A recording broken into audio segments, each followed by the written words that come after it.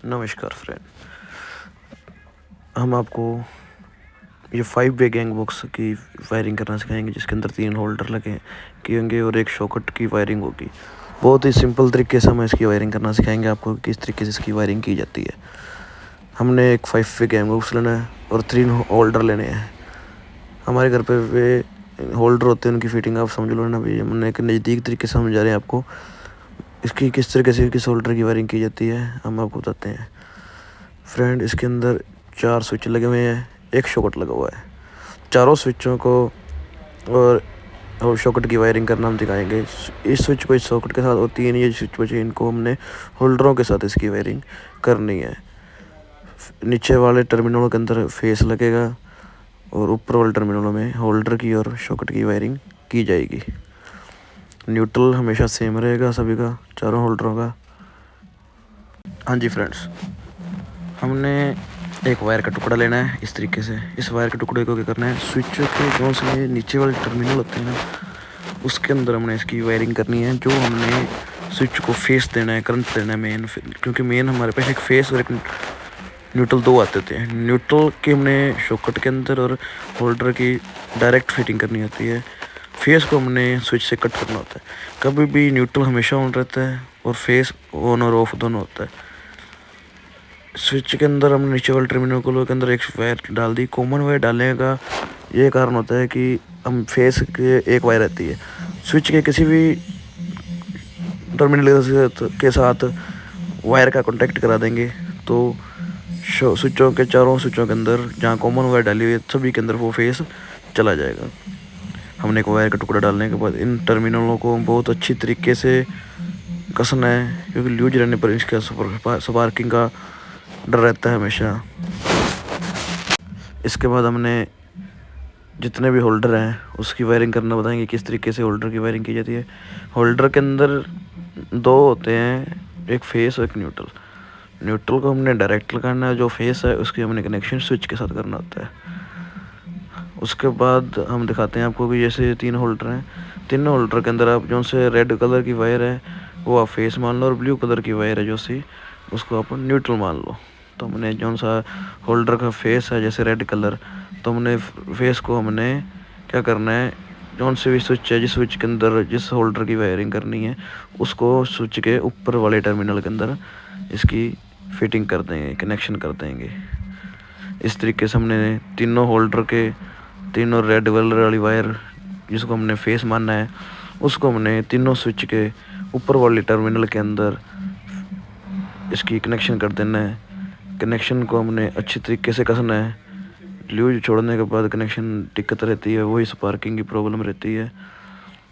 Wire को हमने switch के ऊपर वाले टर्मिनल के अंदर लगाना है। फेस और न्यूट्रल दोनों होते हैं हमेशा मेन में। ये हमारा जौन सा होल्डर के अंदर लगा है वो फेस हो चुका है। स्विचों के अंदर हमेशा ही फेस का कनेक्शन होता है। जौन से ये बची हुई वायर वो हमने शॉकेट के अंदर एक न्यूट्रल लगाना है, उसके अंदर इसकी वायर की फिटिंग की जाएगी। इस तरीके से हमने तीनों स्विचों के अंदर तीनों होल्डरों की हमने फिटिंग करती। बहुत ही आसान और सिंपल तरीके से इसकी फिटिंग होती है। 1-2 बार आप वीडियो देखोगे आपको समझ आने लग जाए। मेरे चैनल के ऊपर और भी काफ़ी वीडियो हैं हर तरह की फिटिंग करने की, बोर्ड के कनेक्शन करने की, आप देखो। और एक चीज़ हमेशा ध्यान रखना कि चैनल को सब्सक्राइब जरूर करना चाहिए, वो इतना आप करना ज़रूर।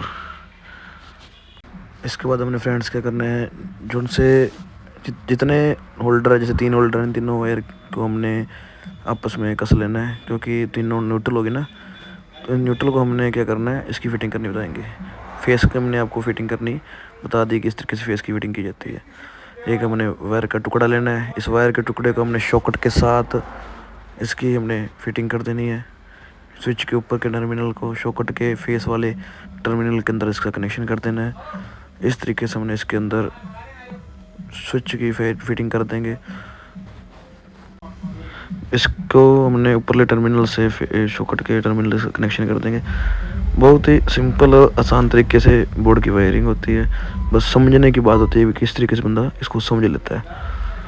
हमेशा फेस और न्यूट्रल कभी आपस में नहीं कनेक्शन होना देते, क्योंकि कनेक्ट होते ही इसका ब्लास्ट होने का डर रहेगा, मगर एमसीबी डाउन हो जाएगी, शॉर्ट सर्किट होगा ही होगा। इस तरीके से हमने स्विच की और शॉकेट की वायरिंग कर देनी है। और ये इसके अंदर अब टोटल वायरिंग हो चुकी है, फेस की टोटल वायरिंग हो चुकी है। अब रह गया न्यूट्रल।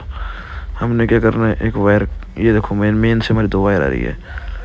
हम आपको बता देंगे हमारे जैसे मेन फेस से 2 वायर आती थी, एक न्यूट्रल की और एक फेस की, जिसके अंदर ये गांठ लगी हुई है। ये एक मेन है और ये न्यूट्रल है। ये फेस है गांठ वाला और ये प्लेन वाली, आपको समझाने के लिए बता रहे हैं। इसने गांठ इसका लगा रखी है, वो एक फेस मान लो, और जो प्लेन सिंपल है वो एक न्यूट्रल मान लो।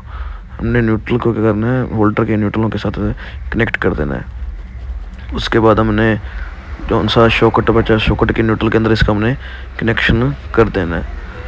इसके बाद हमारा ये शॉकेट के अंदर न्यूट्रल और होल्डरों का न्यूट्रल इकट्ठा करने के बाद हमने न्यूट्रल की वायरिंग कर दी। न्यूट्रल हमेशा ऑन रहता है, फेस ही ऑन और ऑफ होता है।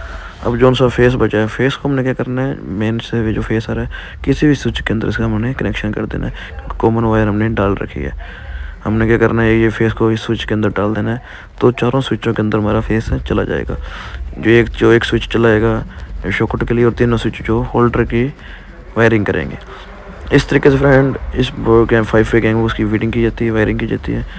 सिंपल सी बात है, जहाँ फेस है वहाँ पर न्यूट्रल नहीं, और जहाँ न्यूट्रल वहाँ फेस नहीं लगेगा। बस सिंपल सी आप इसका ध्यान रखना। स्विच के अंदर हमेशा फेस रहता है और शॉकेट के अंदर फेस और न्यूट्रल दोनों होते हैं। शॉकेट को यदि स्विच लगी हुई है तो स्विच के साथ में एक फेस लगा चल जाता है। इस तरीके से हमने इन चारों स्विचों से 3 स्विच शॉकेट के, एक स्विच शॉकेट का और 3 स्विच होल्डर की वायरिंग की है। बहुत ही सिंपल तरीके से इसकी हम वायरिंग कर सकते हैं। धन्यवाद। आप हमारे चैनल को सब्सक्राइब जरूर करें।